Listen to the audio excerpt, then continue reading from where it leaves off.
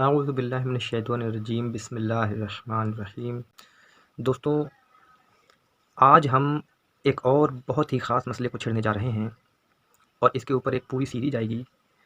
جیسا کہ میں نے پہلے بھی کئی مقامات پہ عرض کی ہے کہ جو اکابرین دیوبند ہیں اور جو اکابرین بریلویہ ہیں، ان کے بیسک عقائد یہ پہلے شروع سے ایک تھے، ان کے ائمہ بزرگان دین ایک تھے، فقط چند ایک عبارات وہ ہیں جن کے اوپر یہ کوئی تنازع بنا اور بعد میں پھر یہ دور ہوتے گئے، اور پھر کچھ تعصبانہ انداز کی وجہ سے وہ عقائد جو ایک دوسرے کے تھے ہی نہیں، مختلفی، ان کو بھی مختلفی بنا لیا گیا اور الگ تحریفات کر کر کے ان عقائد کو وہاں سے وہاں پہنچا دیا کہ آپ علماء دیوبند کے اکابرین کی کتابیں پڑھ لیں اور آج کے دیوبند علماؤں کا نظریہ دیکھ لیں، میچ ہی نہیں کرتا۔ تو آج میں جو ٹاپک شروع کرنے جا رہا ہوں اس پہ میں پوری سیریز بناؤں گا انشاءاللہ، اور ہم بریلوی حضرات کو ٹچ ہی نہیں کریں گے۔ ہم فقط وہ جو عبارتیں ہیں جن کے اوپر یہ تنازع ہوا ان میں سے ایک عبارت کو ہم لیں گے اور شریعت کی روشنی میں ہم ان کو پرکھیں گے کہ کون سی عبارت ہے جو حد کفر تک پہنچتی ہے اور کون سی ہے جو شریعت کی روح سے جو اصول شریعہ ہیں اس کی نظر میں اس عبارت کے اوپر کوئی قباحت پائی جاتی ہے یا نہیں پائی جاتی ہے۔ اب یاد رکھیں، یہ جو مسئلہ تھا اس کی بیسک بنیاد ناموس رسالت صلی اللہ تعالیٰ علیہ وسلم تھی کہ اللہ کے رسول صلی اللہ علیہ وسلم کی شان میں ایسا جملہ جو ان کے لائق نہیں وہ کہا جائے تو یہ توہین رسالت میں ماب ہے اور ایسا شخص اسلام سے خارج ہے۔ اور آپ قرآن کریم جانتے ہیں، علماء دیوبند کی کئی کتابوں کے اندر میں نے یہ چیپٹر پڑھا ہے تو بڑی وضاحت کے ساتھ علماء دیوبند نے اس کو بیان کیا ہے کہ اللہ کے رسول کی بارگاہ میں رائینہ کا جو لفظ ہے اس کے اوپر بھی جب مذاق اڑایا گیا تو امام جریر طبری سے لے کر تمام مفسرین نے یہی لکھا، جو منافق تھے انہوں نے اس لفظ کا مفہوم اور مطلب توڑ مروڑ کر بیان کرنا شروع کر دیا، تو اللہ تبارک و تعالیٰ نے وہ لفظ بولنا ہی منع کر دیا۔ ایک جائز لفظ، ایک ایسا لفظ جو بظاہراً اس لفظ کے اندر کوئی قباحت بھی نہیں تھی اور صحابہ کرام اس نیت سے بولتے بھی نہیں تھے، اور قرآن کے نزول سے قبل جس طریقے کے ساتھ رائنا کے لفظ اللہ کے رسول کو مخاطب کیا جاتا تھا تو مخاطب کرنے والے جو اصحاب رسول تھے ان کا ہرگز وہ مطلب نہیں تھا جو منافقین نے لیا۔ اس کے باوجود قرآن نازل ہوا اور یہ علماء دیوبند کی کتابوں میں یہ چیپٹر موجود ہے۔ تو اللہ کے رسول کی ذات کی طرف وہ لفظ جو بظاہراً ٹھیک ہے اور صحابہ کرام اس نیت سے بولتے بھی نہیں ہیں، اللہ تبارک و تعالیٰ نے جب دیکھا کہ منافقین اس کا مفہوم غلط لے رہے ہیں تو اللہ نے فرمایا کہ اب یہ لفظ جو کہ صحیح لفظ ہے نہیں بولنا، کیونکہ غیر اس لفظ سے نجائز فائدہ اٹھا رہا ہے اور میرے محبوب کی شان میں ایسا لفظ کا ارتکاب کر رہا ہے جو اس لفظ کا حقیقی معنی ہے اس کو ہٹا کے اس کو پیش کر رہا ہے، تو لہٰذا یہ لفظ قابل قبول نہیں ہے۔ تو اللہ نے کہہ دیا کہ میرے پیارے صحابہ، اے میرے نبی اپنے صحابہ سے کہہ دیں کہ رائنا اب یہ لفظ نہ کہا کریں، انظر کہا کریں۔ تو یہ اللہ نے اپنے نبی کا، اپنے محبوب کا ادب سکھایا ہے۔ یہ علماء دیوبند کی کتابوں سے بھی میں نے پڑھا ہے اس چیپٹر کو، اور انشاءاللہ آگے ہم لائیں گے بھی کہ علماء دیوبند حضور کی توہین جو ہے حضور کے ادب کے متعلق اور توہین کے متعلق جب یہ آیت پیش کرتے ہیں تو اس آیت کو دلیل بناتے ہیں، اور بہت ساری کتابوں میں بحمد تعالیٰ جو ہے یہ چیپٹر ملتا ہے۔ تفصیلی چیپٹر ہے، انشاءاللہ آگے ہم گفتگو کے ساتھ یہ آ جائے گا۔ آج ہم بات کریں گے اشرف علی تھانوی صاحب کی ایک عبارت ہے حفظ الایمان کے اندر، اس کو دیکھیں گے ہم شریعت کی نظر میں کہ کیا آیا قرآن و حدیث، اجماع اور قیاس کے جو اصول ہیں ان کے اوپر اس عبارت کو پرکھیں گے، اور جو قرآن میں اور جو حدیث میں ادب رسول سکھایا گیا ہے اس کی بنیاد پر اس عبارت کی حقیقت کیا ہے۔ ہمارا کوئی لین دین نہیں کسی سے بھی، جو کوئی بھی ان عبارات کے متعلق کیا کمنٹس کر چکا، ہمیں اس سے کچھ لینا دینا نہیں ہے۔ ہم ابھی صرف سائڈ پہ سب چیزوں کو کر کے فقط ہم اس روایت کو، اس عبارت کو دیکھیں گے کہ یہ عبارت ایک نارمل نیوٹرل شخص جب اس عبارت کو پڑھتا ہے تو اس کا نظریہ اس عبارت کے متعلق کیا ہے، بس ہم اس طریقے سے عبارت کو دیکھیں گے۔ ہم کسی مسلک پرستی کے اندر آ کر کے اس عبارت کے اوپر یا اس جو مذہب اور مسلک ہیں اس کے متعلق ہم کوئی رائے کا اظہار نہیں کریں گے، باقاعدہ ہم صرف اس عبارت کو دیکھیں گے، کہ کیا شریعت کی روشنی میں اس عبارت کی شرعی حیثیت کیا ہے۔ سب سے پہلے تو ہم جب قرآن اور حدیث کا مطالعہ کرتے ہیں تو لفظ علم ایک الگ پورا موضوع ہے اور غیب ایک الگ موضوع ہے، اور علم الغیب یہ پورا ایک الگ چیپٹر ہے۔ یاد رکھیں کہ علم کسی چیز کے بارے میں جاننے کو کہتے ہیں، اور غیب وہ چیز جو آپ کی نظر سے پوشیدہ ہو، یہ لغوی معنی میں پیش کر رہا ہوں، جبکہ علم الغیب وہ علم جو آپ کے حواس خمسہ جو انسان اپنے تگ و دو سے حاصل نہیں کر سکتا اس کو کہا جاتا ہے۔ اس کے اصطلاحی معنی یہ ہیں کہ وہ علم جو آپ کے حواس خمسہ سے آپ حاصل نہ کر سکیں، اپنے تگ و دور سے آپ حاصل نہ کر سکیں، تو اس کو علم غیب کہیں گے۔ اور یہ دو الگ الگ چیپٹر ہیں۔ اب آگے چلتے ہیں کہ جو علم ہے نا، اس کے بھی مختلف مراحل اور مختلف درجات ہیں۔ انسان کو اشرف المخلوقات بنایا گیا، تمام مخلوقات میں اشرف ہے انسان۔ وہ انسان چاہے کرسچن ہو، ہندو ہو یا مسلم ہو، وہ تمام مخلوقات میں کیا ہے؟ اشرف ہے۔ یہ بات ذہن میں رکھیں، انسان تمام مخلوقات میں اشرف ہے۔ کسی انسان کی صفت کو کسی بھی جانور کے ساتھ برابر کرنا، یہ کیا ہے؟ یہ انسانی نفس کی توہین ہے۔ قرآن اور حدیث کے اندر ایسی کئی دلیلیں ہیں جن سے واضح ہو جاتا ہے کہ یہ انسان کو آپ تسبیح نہیں دے سکتے۔ ایک گنہگار کافر کو بھی، کرسچن کو آپ کتے کے ساتھ تسبیح نہیں دے سکتے۔ کیوں؟ کیونکہ وہ کتا جانور ہے، اور کرسچن جو بھی ہے وہ آدم کی اولاد میں سے ہے، انسان ہے۔ اور انسان کیا ہے؟ انسان اشرف المخلوقات ہے۔ فلاسفر کے یہاں انسان کے متعلق فلاسفر جتنے بھی وہ یہی بحث کرتے ہیں۔ اب کسی بھی جنس کے اس کے ماحول کے مطابق اس کا علم ہوتا ہے۔ کتے ہیں، جانور ہیں، چونٹی ہے، دنیا کی وہ ہر مخلوق جو غیر انسان ہے، اس کو اللہ نے علم بھی دیا ہے، اس کو شعور بھی دیا ہے۔ اس کی جنس کے اعتبار اور اس کے انوائرمنٹ کے لحاظ سے، اس ماحول کے لحاظ سے اللہ تبارک و تعالیٰ نے اس کو علم بھی عطا کیا، اس کو شعور بھی عطا کیا۔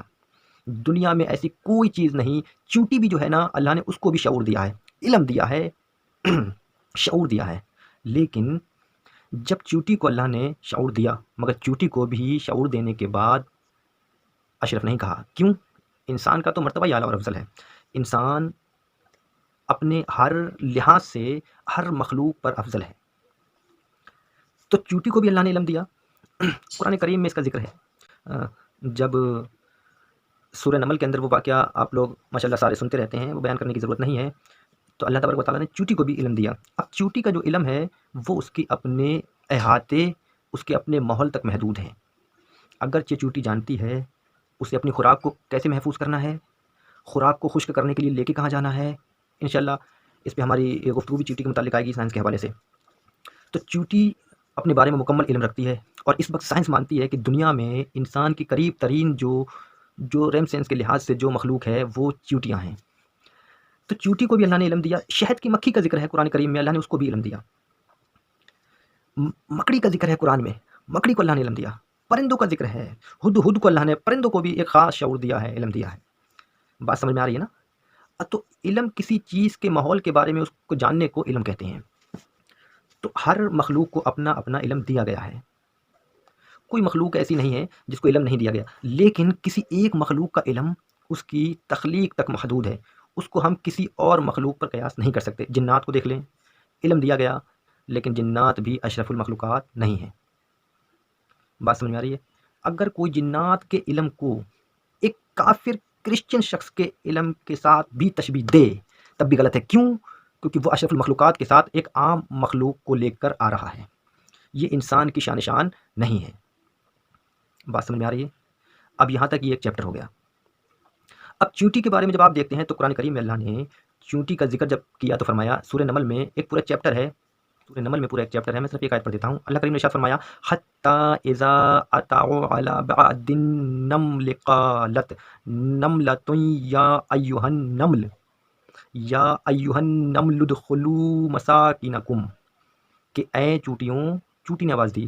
اب چونٹی کا شعور دیکھیں، چونٹی کا علم دیکھیں، کہ فرمایا چونٹی نے آواز دی اپنے دوستوں کو کہ یا ایھا النمل ادخلوا مساکنکم، اپنے گھروں میں گھس جاؤ۔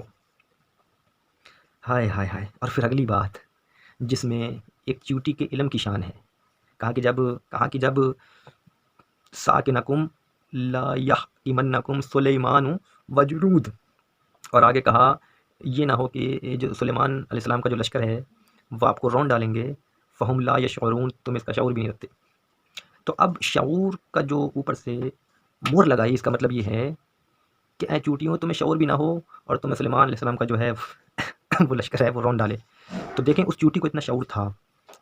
کتے کا ذکر ہے، کتا جب اصحاب کہف کے ساتھ چلتا ہے نا، تو کتا بھی یہ جانتا ہے کہ یار ان کی وفاداری کرنی ہے، وہ کتے کو بھی اتنا علم ہے، اور ساری زندگی ادھر بیٹھے بیٹھے مر گیا اٹھا نہیں، کوئی غیرت مند کتا تھا ٹھیک ہے، تو غیرت مند کتے بھی ہوتے ہیں، جانور بھی بڑے ظرف والے ہوتے ہیں، بڑے بڑے ظرف والے ہوتے ہیں، جانور ظرف والے تھے، جانور جو ہیں وہ غار کے اندر نہیں گھسا، کیونکہ غار کے اندر گھسنا اولیاء اللہ کی بے ادبی تھی، تو کتوں کی اوقات یہی ہوتی ہے کہ وہ جانور تھا، جانور انسان کے برابر نہیں ہو سکتا، وہ کتا ہو کر کے اس میں اتنا ادب، اتنا جو پارسائی ناموس اولیاء تھا، خدا کی قسم وہ کتا اندر نہیں گھسا، وہ باہر بیٹھا رہا، اور وہیں بیٹھے بیٹھے کتے کو یہ خیال بھی نہیں آیا کہ یار بھوکا ہوں، مالک اندر ہے، مالک اندر سو رہے ہیں، میں بھوکا ہوں بھاگ جاؤں، نہیں، کتا کوئی غیرت مند تھا نا، بے غیرت نہیں تھا، تو کتے نے کیا کیا، ساری زندگی بیٹھا بیٹھا مر گیا، لیکن وہ در نہیں چھوڑا جہاں اولیاء اللہ کے پیچھے آیا تھا،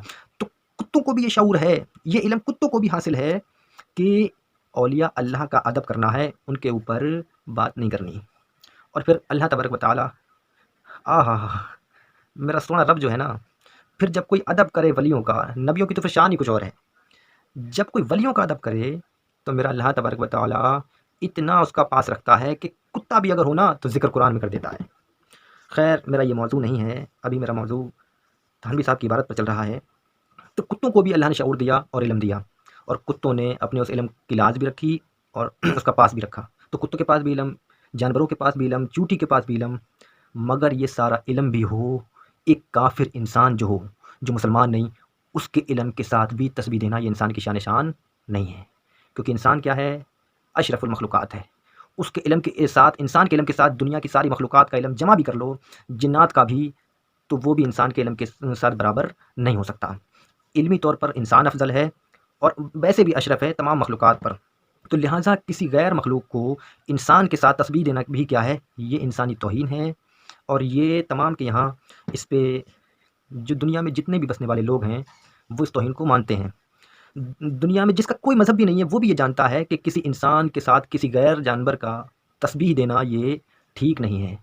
آپ کفار کو دیکھ لیں، دیکھیں ہندو مت کے یہاں ایک کوکا پنڈت نام کے ایک رائٹر گزرے ہیں، انہوں نے کئی ایک کتابیں لکھی انسانی نیچر کے اوپر، انہوں نے انسان، مرد، عورت، ہر کسی کے نیچر پہ کتاب ایک لکھی، تو اس نے اپنے شاستروں کے اندر، یقین کریں، اپنے انتہائی دنیا کی تحقیقات کرتے ہوئے اس نے کئی ایک جانوروں کے نیچروں کو انسانوں کے نیچروں کے ساتھ ڈیفائن کیا ہے، اور ہندو مت کے یہاں آپ مہابھارت آپ پڑھ لیں، ترجمہ بھی مل جاتا ہے مہابھارت کا آج کل، تو مہابھارت کے اندر بھی آپ دیکھیں تو کئی ایک مقامات پر جب انسان کے یعنی وہ کرتے ہیں، شان بیان کرتے ہیں انسانی، تو اور انسانی شکتیوں کا جب ذکر کرتے ہیں تو وہ پیش کرتے ہیں کہ انسان کو ہر طرح سے، یعنی دنیا میں جتنے مذہب بھی ہیں وہ یہ بات مانتے ہیں کہ کسی انسان کو کسی جانور کے ساتھ، آپ انسان کے ساتھ جانور کو تسبیح نہیں دے سکتے، اور یہ کیا ہے، یہ جو ہے توہین انسانی ہے۔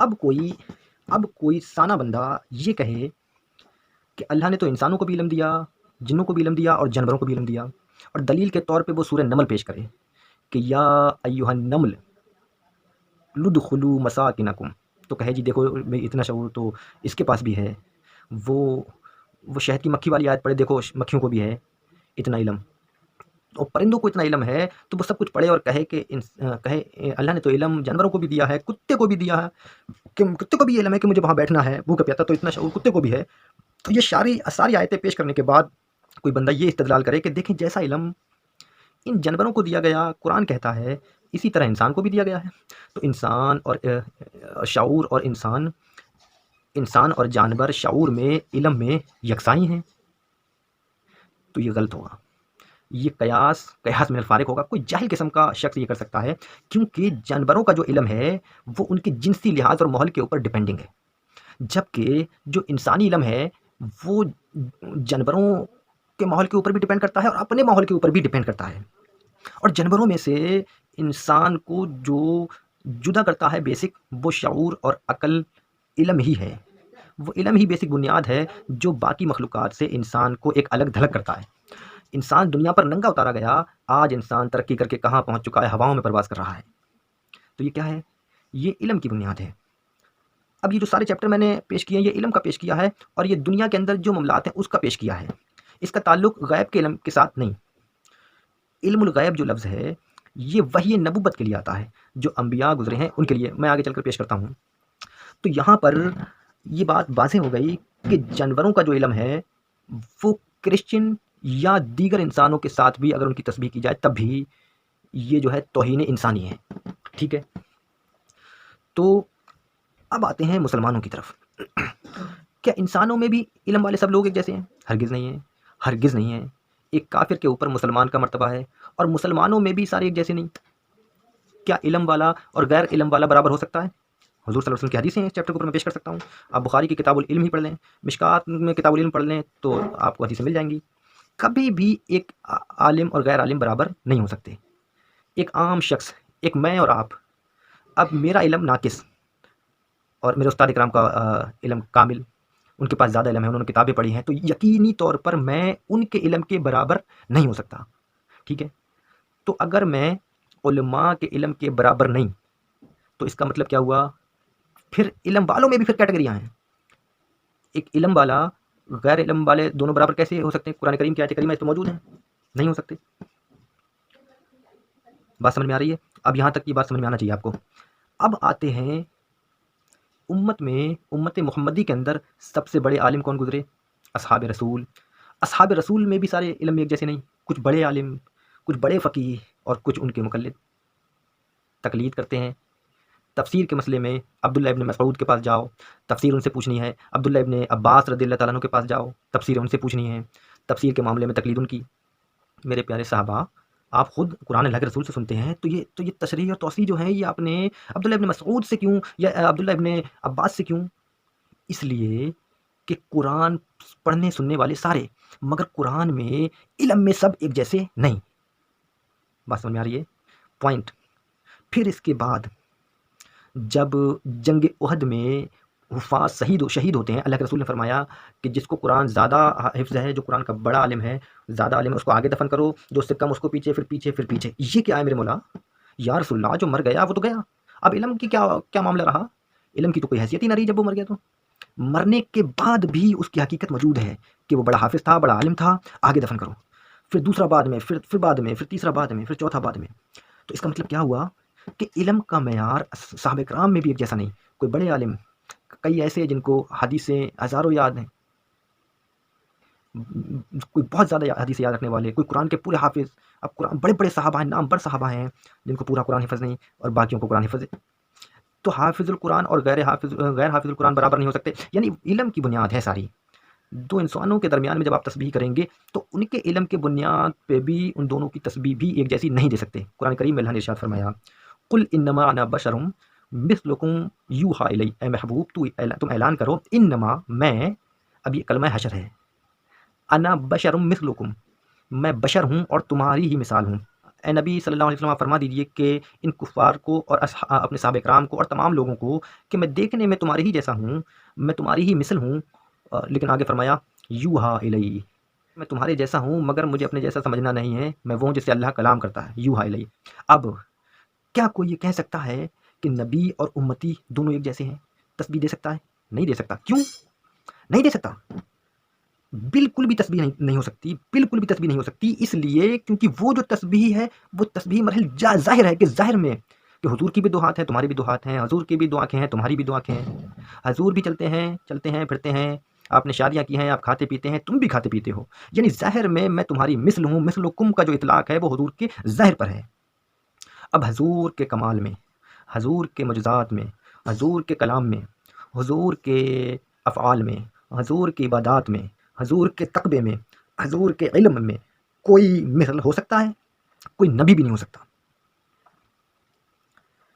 کوئی نبی بھی نہیں ہو سکتا۔ بات سمجھ میں آ رہی ہے؟ بات سمجھ میں آ رہی ہے نا؟ اب تک آنی چاہیے بات سمجھ میں۔ تو نبی جو ہے وہ حضور، کوئی نبی بھی حضور کے حکمت اور علم کے برابر نہیں ہو سکتا، تو امتی کیسے ہو سکتا ہے؟ اب کوئی یہ کہے کہ مثلکم سے مراد یہ ہے کہ حضور ہمارے جیسے ہیں اور ہم حضور کے جیسے، تو یہاں سے کھوپڑی کام نہیں کرتی، یا پھر وہ پرلے درجے کا جاہل ہے، کیونکہ یہاں پہ ظاہر کی بات ہو رہی ہے، یعنی علم کی بات یہاں نہیں ہو رہی ہے، یہ ظاہر کی بات ہو رہی ہے۔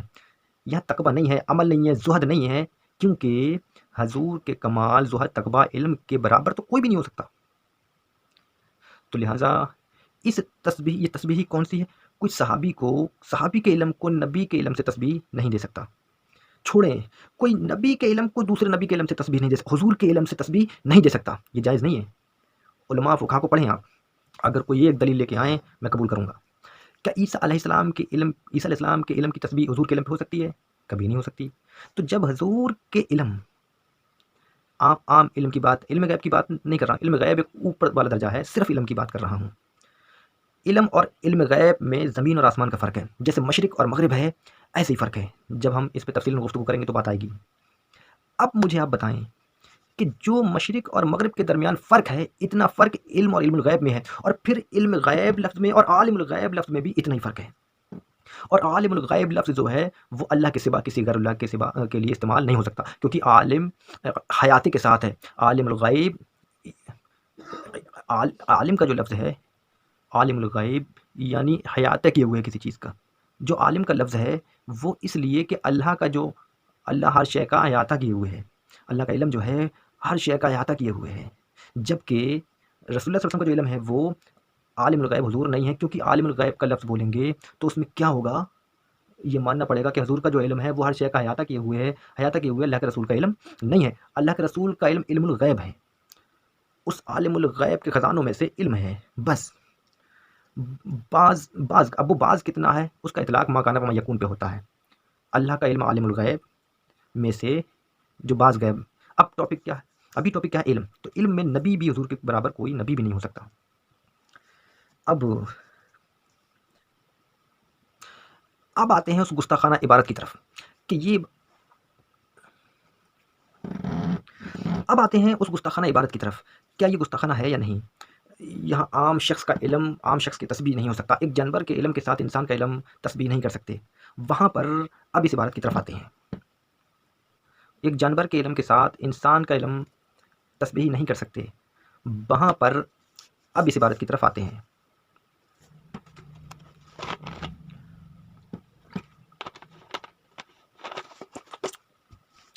मौलाना थानवी साहब कहते हैं कि मौलाना थानवी साहब मेरे बेस्ट मुसन्निफ़ हैं। उनकी किताबें भी मैंने पढ़ी हैं, मेरी नज़र से गुजरी हैं, बड़ी अच्छी किताबें भी उनकी मौजूद हैं। मगर एक शख्स जो 150-200 किताब लिख दे और वो एक मसले में ख़ता पे चला जाए और वो मसला ईमान व कुफ्र का हो, तो मेरे ख़्याल में उसकी फिर हम तायद नहीं कर सकते। अगर ऐसा ही हो तो मिर्ज़ा कादियानी की जो किताबें हैं, आप 112 किताबें उसकी देखें तो उसकी किताबों में कई बातें सही भी हैं। तो क्या हम उसकी सही बातों को ले लेंगे? तो हम ये कहेंगे, जब उसका एक मसला ईमान और कुफ्र के ऊपर जब वो डट गया है कुफ्र के ऊपर, तो लिहाजा उसके मामले में हम दूसरी जो अच्छी बातें हैं उनको इग्नोर कर देंगे। अब देखें, जो कुफ़ार हैं आज भी मुसलमानों के कैरेक्टर से ज़्यादा काफ़िरों के कैरेक्टर अच्छे हैं। आज भी जो ज़ुल्म मुसलमान कर रहे हैं, आप देखें, ये मुसलमान जो कर रहे हैं सारे मामलात आपके सामने हैं। ये इज़्ज़तों के मामले में बच्चियों के साथ में ज़ुल्म और ये बेहयाई, आप मुझे बताएँ, क्रिश्चियन को देखें आप, और गैर मुस्लिम्स जो हैं उनको देखें। ये हिंदुस्तान, पाकिस्तान में जो मुसलमान हैं उनका तो और ही ज़्यादा बुरा हाल है, उनको देखें। मैं ये नहीं कह रहा कि वो कुफ़ारों को मैं सही बिल्कुल नहीं कह रहा हूँ, उनके यहाँ भी लूज़ कैरेक्टर है, लेकिन मुसलमानों के यहाँ भी लूज़ कैरेक्टर बहुत मौजूद हैं कि कैरेक्टर वाइज़ बाज़ काफ़िर भी बहुत अच्छे हैं। एक कुत्ता मर रहा हो तो काफ़िर को भी उस पे दया आती है, वो भी जाकर उसकी हेल्प करता है। जाने बचाने के लिए उनकी भी तंजीमें हैं, कुफ़ार की भी तंजीमें बना रखी हैं। गरीबों की जो है इमदाद करने के लिए कुफ़ार की भी बड़ी-बड़ी तंजीमें हैं। तो क्या कुफ़ार को उनके अच्छे उनमाल का बदला मिलेगा? नहीं मिलेगा। जब तक कि वो बारगाह रिसालत में अपना इकरार नहीं करते और अपना सर जो है वो रब करीम के सामने ख़म नहीं करते, तो उस वक़्त तक वो कितनी कितनी मर्ज़ी अच्छे अमाल करें। कुरान करीम में 7 आयत हैं इस उन्वान के ऊपर। तो जब कुफ़ार को उनके अच्छे कमाल का बदला नहीं, इस वक़्त तक आप देखें, प्रोफ़ेसर कीप मूर को आप देख लें, उसने कुरान और साइंस पे पूरी किताब लिखी है और उसने कुरान करीम की कई एक बातों को साइंस से डिफ़ाइन किया है। तो कुरान करीम की तहकीकात के ऊपर अंग्रेज़ों ने किताबें लिखी हैं, तो क्या हम कहेंगे कि अंग्रेज़ जो है वो अकबर हैं? नहीं, उनकी सारी बातें ठीक हैं, मगर उनकी जो रसूलुल्लाह सल्लल्लाहु अलैहि वसल्लम की ज़ात को जो वो नहीं मानते, अल्लाह की ज़ात को जो वो नहीं मानते, तो हमारे लिए उनकी कोई तहकीकात किसी काबिल नहीं है। इसीलिए मौलाना थानवी साहब की किताबें मैंने पढ़ी हैं, मेरे मुताले में हैं। आप कोई किताब का नाम लें, मैं आपको किताबें सेंड करूँगा PDF की सूरत में, मेरे पास मौजूद हैं। मगर एक बात गलत है, वो मैं अब आपके सामने ये मैं तमहीदी गुफ्तगू मैंने की है। अब मैंने तमहीदी गुफ्तगू आपके सामने मैंने कर दी है। अब देखें ज़रा इसको। कहते हैं कि پھر یہ کہ آپ کی ذات مقدسہ پر علم غیب کا حکم کیا جانا، یعنی آپ صلی اللہ علیہ وسلم کے اوپر علم غیب کے متعلق ان کا حکم کیا جانا، اگر بقول زید صحیح ہو تو، یعنی میرے بقول، میں اپنی بات کر دیتا ہوں، اگر میرے بقول صحیح ہو تو دریافت طلب یہ امر ہے، یعنی یہ جو ایک بات ایسی ہے جس کے اوپر غور کرنا چاہیے۔ کون سی بات ہے؟ کہ اس غیب سے مراد بعض غیب ہے یا کل؟ اب اس میں بھی اختلاف ہے۔ کوئی اس کائنات میں ایک مسلک بھی ایسا نہیں جو اللہ کے رسول صلی اللہ علیہ وسلم کو علم کل مانتا ہو۔ آپ کہیں گے یار بریلوی حضرات مانتے ہیں، نہیں مانتے۔ بریلوی حضرات یہ کہتے ہیں حضور کا جو علم ہے وہ اس کائنات کے حوالے سے کل ہے، زمینوں اور آسمانوں کا کل علم ہے، باقی جو معاملات ہیں وہ کل نہیں ہیں۔ کہ امت کہ جنت و جہنم کی بات کیا ہے اور مخلوقات سے پہلے کیا تھا، کسی کا کوئی عقیدہ نہیں ہے، کوئی بریلوی کی کتاب میں نہیں لکھا ہوا، بلکہ حضور صلی اللہ علیہ وسلم کا جو علم ہے وہ مقید مانتے ہیں ما کانا و ما یکون کے درمیان میں۔ یہ ما کانا و ما یکون یہ دو حدیں ہیں۔ ما کانا جہاں سے اللہ نے مخلوقات شروع کی، ما یکون قیامت کے بعد جنتی کے جنت میں جانے تک کا سفر ہے۔ صحیح بخاری کی روایت ہے، حضرت عمر کہتے ہیں کہ اخبرنا امبد خلق حتی دخل الجنہ منازلہم و اہل النار منازلہم، کہ اللہ کے رسول کے پاس جو علم تھا وہ مخلوقات کے ابتدا سے لے کے جنتی کا جنت میں داخل ہونے تک اور جہنمی کا جہنم میں داخل ہونے تک کا علم اللہ کے رسول صلی اللہ علیہ وسلم نے ہمیں بتا دیا۔ صحیح بخاری کی روایت ہے۔ تو صحیح مسلم میں ابو زید کہتے ہیں کہ حضور کے پاس جو علم تھا ما کانا وما ہوا کائن، ما کانا وما یکون کا علم، تو یہ دو حدیں ہیں۔ جو اللہ کا علم مانے ما کانا وما یکون وہ تو کافر ہے، مشرک ہے۔ اللہ کا علم مقید نہیں ہے دو حدوں میں، اللہ کا علم ما کانا وما یکون کے باہر ہے۔ اللہ کے علم کی تو کوئی حد ہی نہیں ہے۔ جو اللہ کے علم کو ما کانا وما یکون میں مقید کرے وہ تو کافر ہے، کیونکہ یہ دو حدیں ہیں۔ ان دو حدوں کے درمیان کے اندر کا جو حد میں جو ہے وہ اللہ کے رسول کا ہے، اس کے پہلے کا نہیں، اس کے باہر کا نہیں۔ اور یہ علم بھی ایک ساتھ نہیں دیا گیا۔ امام احمد رضا فاضل بریلوی رحمہ اللہ کی کتاب الدولۃ المکیہ میں آپ اس میں بڑی وضاحت کی ہے۔ کوئی پڑھے تو صحیح، کسی کو مشرک کہنے سے پہلے اس کا عقیدہ پڑھنا چاہیے۔ جب پڑھتے نہیں ہیں اور پہلے مشرک کہہ دیتے ہیں ایک بندے کے بارے میں جو مجھے پتہ ہی نہیں ہے، میں اس کے بارے میں کہتا رہا ہوں۔ اب میں تھانوی صاحب کے اس عبارت کے بارے میں مجھے علم نہیں ہے، میں کافر کہتا پھروں۔ جب میری عبارت میرے سامنے آئی تو میں نے اس کی تحقیقات کی، تو اب مجھے حق ہے کہ میں اس عبارت کو کفریہ کہوں، کیونکہ آپ دیکھیں کہتے ہیں کہ وہ علم کل ہے یا بعض، تو اللہ کے علم کے مقابلے میں تو بعض علم ہے، اللہ کے علم کے مقابلے میں بعض ہے علم، تو اللہ کے رسول کا علم کیا ہے؟ بعض علم ہے۔ تو بعض علم اگر مان لو، بعض علم غیب اگر مان لو اللہ کے رسول کا، تو پھر کیا ہے؟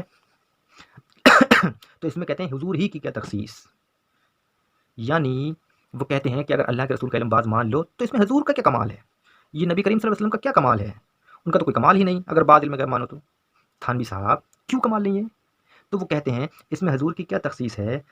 ایسا علم غیب جو بعض اللہ کے رسول کو حاصل ہے، ایسا علم غیب تو زید و عمر، آپ کو اور مجھے اور سب کو،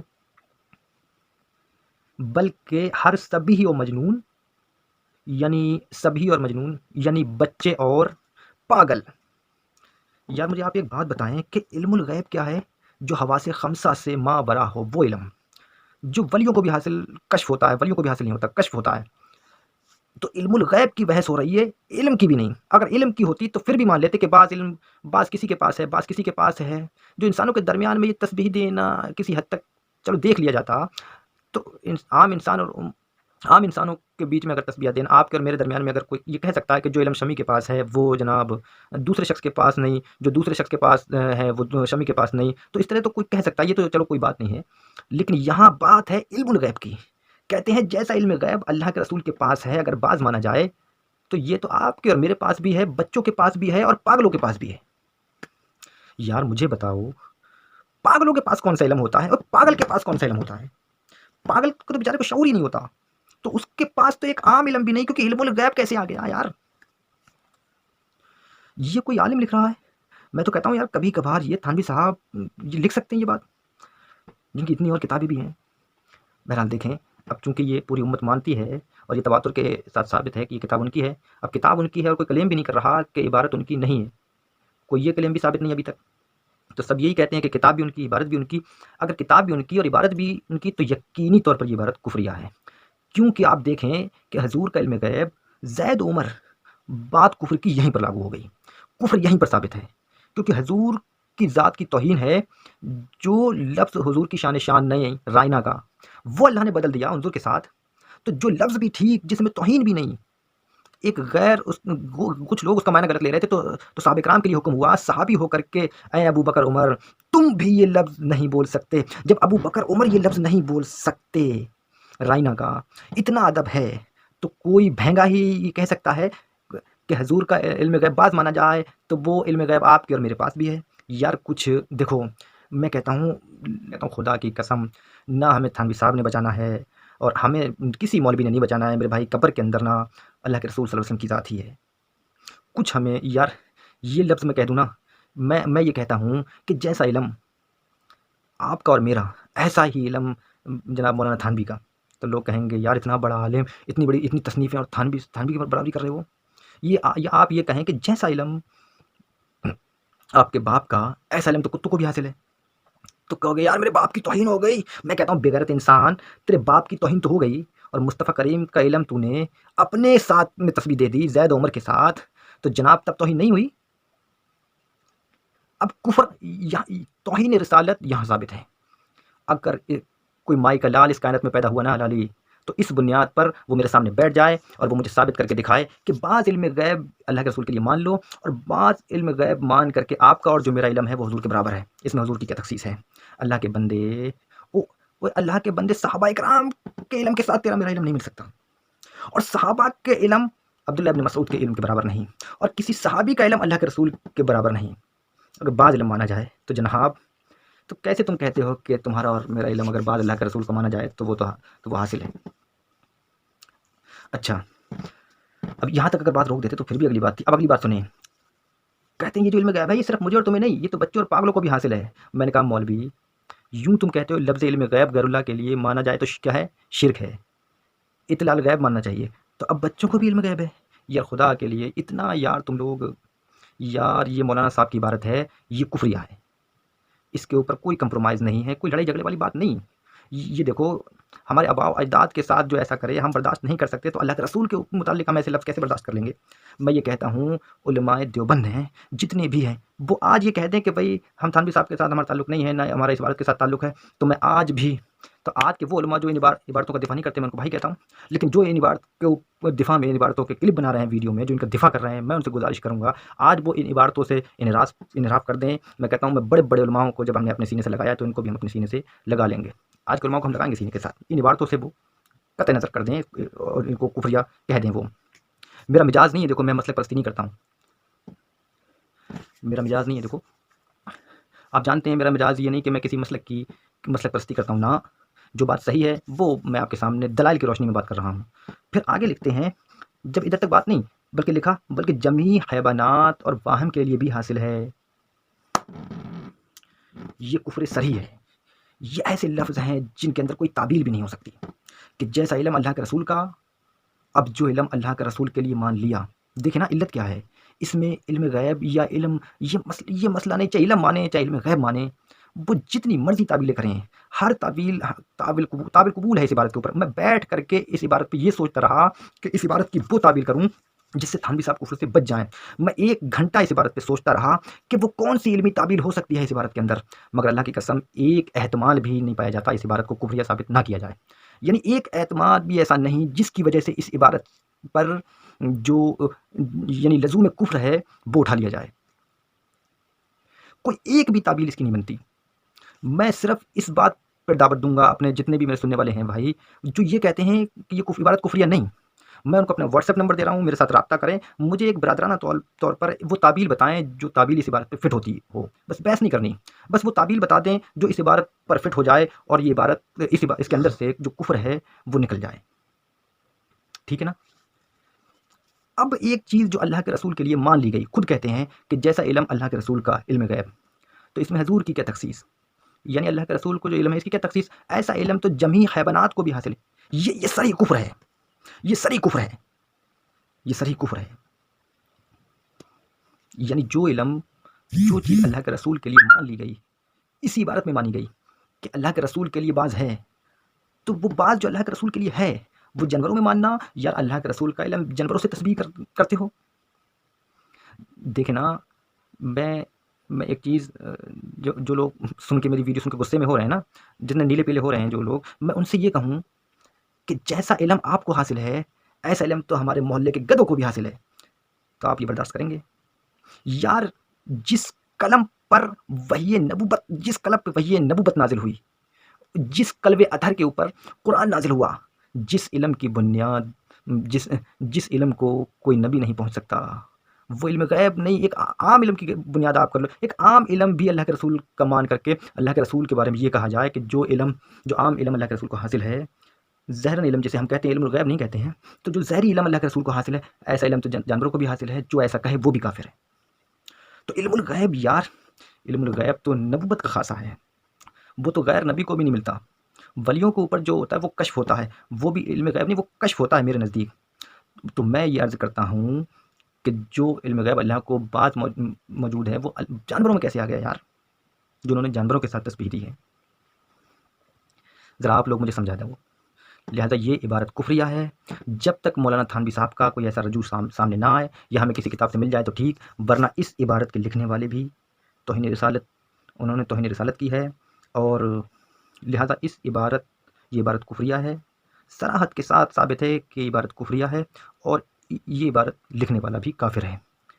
اور ایسا شخص جو کافر ہے اس کے متعلق کوئی دفاع کرتا ہے یا اس عبارت کفر کا دفاع کرتا ہے، جو کفر کا دفاع کرے وہ بھی یقیناً طور پر کافر ہے۔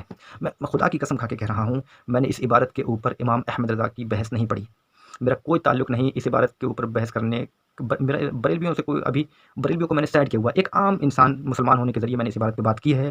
میں فقط صرف ایک ہی بات کرتا ہوں کہ اس عبارت میں جو اللہ کے رسول کے علم کو، وہ علم غیب ہو یا عام علم ہو، اس کو عام انسانوں اور جانوروں کے علم کے ساتھ جو تشبیہ دی گئی ہے یہ توہین کی گئی ہے، اور توہین علم مصطفیٰ کے اوپر فتوی کفر ہے، اور یہ عبارت کفریہ ہے اور اس کا لکھنے والا بھی کافر ہے۔ اور جو بندہ اس عبارت کا دفاع کرے، تعویلہ کرتا پھرے من گھڑنت، اور وہ جانتا ہے کہ یہ عبارت کفریہ ہے، اس کو معلوم ہو چکا ہے کہ علم نبوت کو جانوروں کے علم سے تشبیہ دی گئی ہے، تو ایسا کرنے والا کون ہے؟ کافر ہے۔ تو وہ جو اس کا دفاع کرے گا، جو دیوبندی، وہ بھی کافر ہے۔ اور جو دیوبندی اس کے بارے میں خاموش ہیں، جن کو پتہ نہیں ہے، جو کوئی کلام نہیں کرتے ہیں، ان کے بارے میں ہم کفر کا فتویٰ نہیں دیتے۔ اور جو ایسے ہزاروں دیوبندی ہیں جو ان عبارات سے ناواقف ہیں، وہ ان پر بات نہیں کرتے، نہ وہ پڑھتے ہیں، نہ ان کو پتہ ہے، نہ وہ اتنی توجہ، لہٰذا ان کو بھی ہم کافر نہیں۔ لیکن جو ان کا دفاع کر رہے ہیں، جو اس کے دفاع میں لکھ رہے ہیں، جو ویڈیو بنا رہے ہیں، ان کا بھی یہی حکم ہے جو عبارت لکھنے والے کا ہے، کیونکہ بولنے والے کا بھی وہی جرم ہوتا ہے، اور نقل کرنے والا کا بھی وہی جرم ہوتا ہے، اور بیان کرنے والے کا بھی وہی جرم ہوتا ہے۔ تو یہ آج ایک پہلی عبارت تھی مولانا تھانوی صاحب کی، جس پہ ہم نے علمی اور تحقیقی گفتگو کی ہے۔ اللہ تبارک و تعالیٰ سے دعا ہے کہ اللہ تبارک و تعالیٰ ہمیں مصطفیٰ کریم کے مقام کو سمجھنے کی توفیق عطا فرمائے، اور انسانیت کے اندر جو سب سے افضل مخلوق ہیں مصطفیٰ کریم صلی اللہ علیہ وسلم کی ذات، ان کو سمجھنے کی توفیق عطا فرمائے، ان کے علم کو سمجھنے کی توفیق عطا فرمائے۔ وما علینا الا البلاغ المبین۔